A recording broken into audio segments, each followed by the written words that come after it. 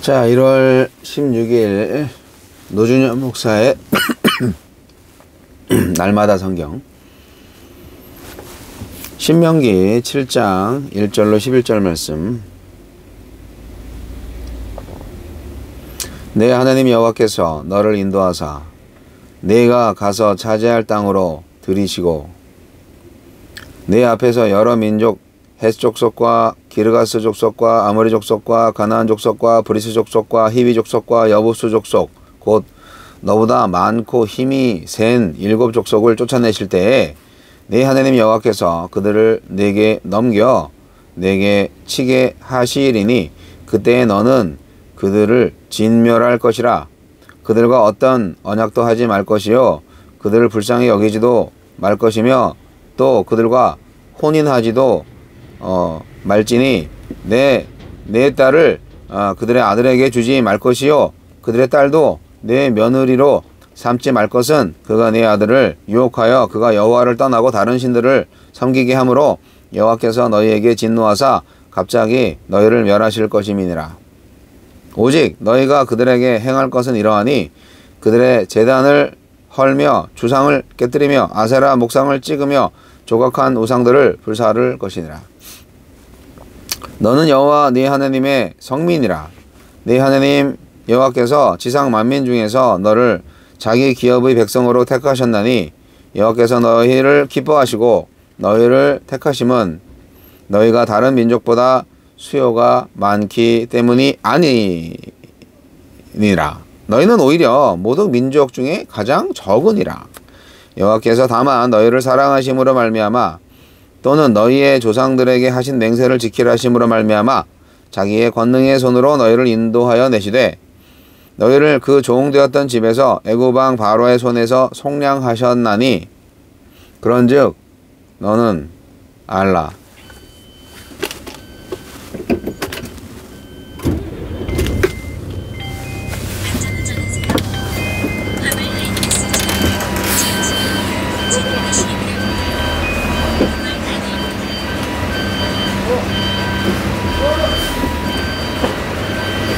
뒤에 수용차가 있어가지고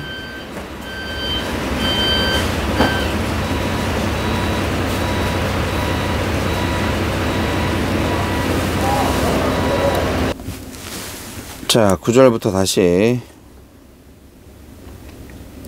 그런즉 너는 알라. 오직 내 하나님 여호와는 하나님이시요 신실하신 하나님이시라.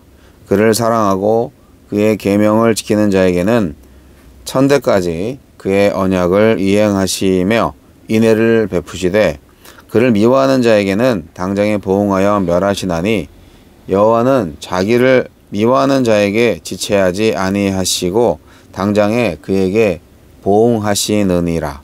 그런즉 너는 오늘 내가 네게 명하는 명령과 규례와 법도를 지켜 행할지니라.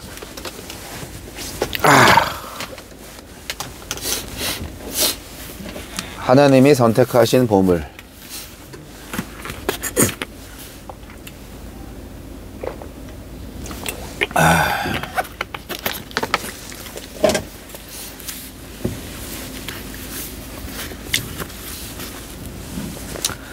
가나안 땅에 들어가면 이스라엘은 가나안 민족들과 조금도 타협해서는 안 됩니다. 그들은 하나님이 사랑하여 선택하신 성민이자 하나님의 기업다워야 합니다. 아직 어두워가지고 잘 안 보여가지고 이게 지금 하나님은 어떤 분입니까? 하나님을 미워하여 말씀을 거부하는 자는 당사자를 벌하시지만 하나님을 사랑하여 말씀에 순종하는 자에게는 천대까지 사랑을 베푸십니다. 이 불균형은 하나님이 벌하시기보다 은혜 베풀기를 즐겨하시는 분임을 보여줍니다. 네.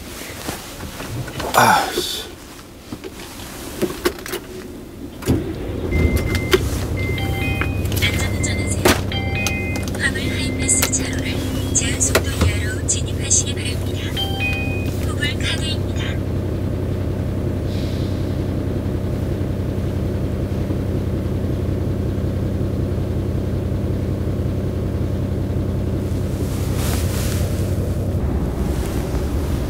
네. 이스라엘은 가나안을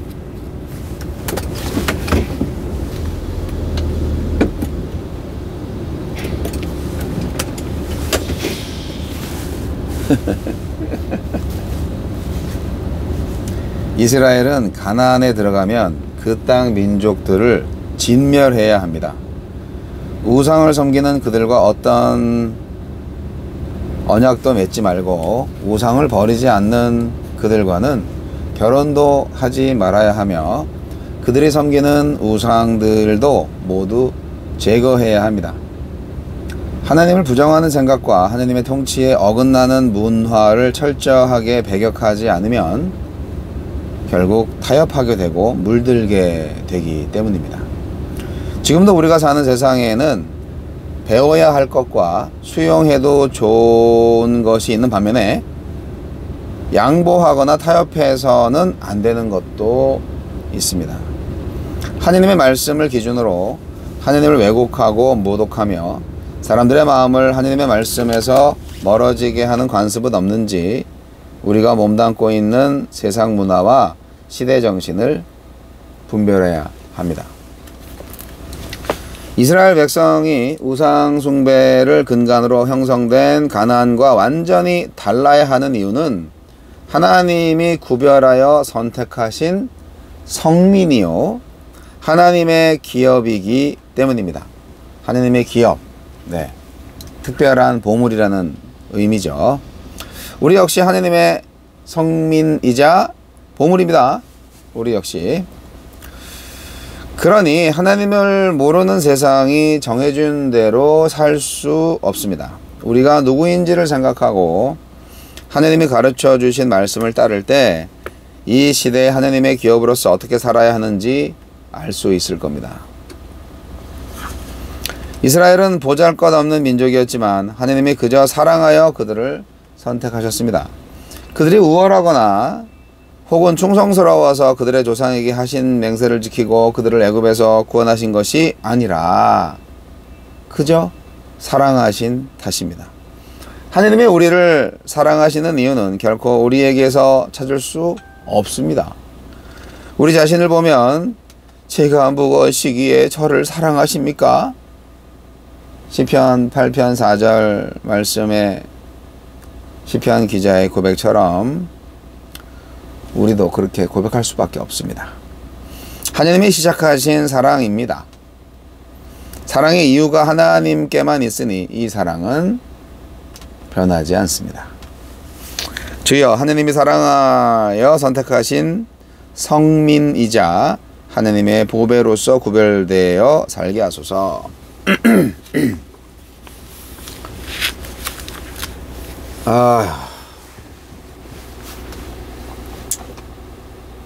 어젯밤에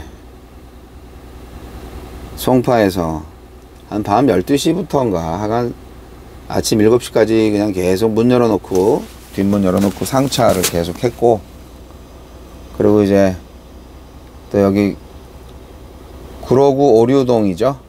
여기 또 와서 이제 하차 대기를 하는데 여기 굉장히 비좁기 때문에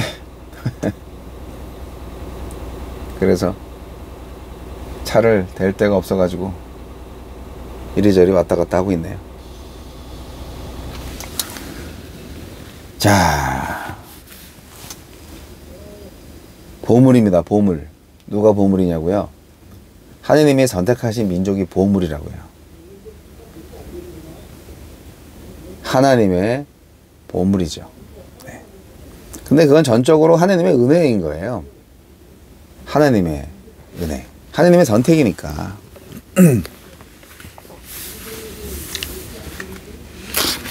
가나안 족속들과 관계하지 말라는 것을 우리가 너무 가볍게 여기면 안 됩니다.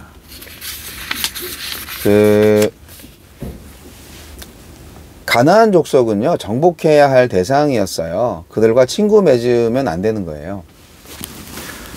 하나님은 친히 가나안 민족을 쫓아내는 전투에 앞장서서 그 땅을 차지하게 하셨거든요.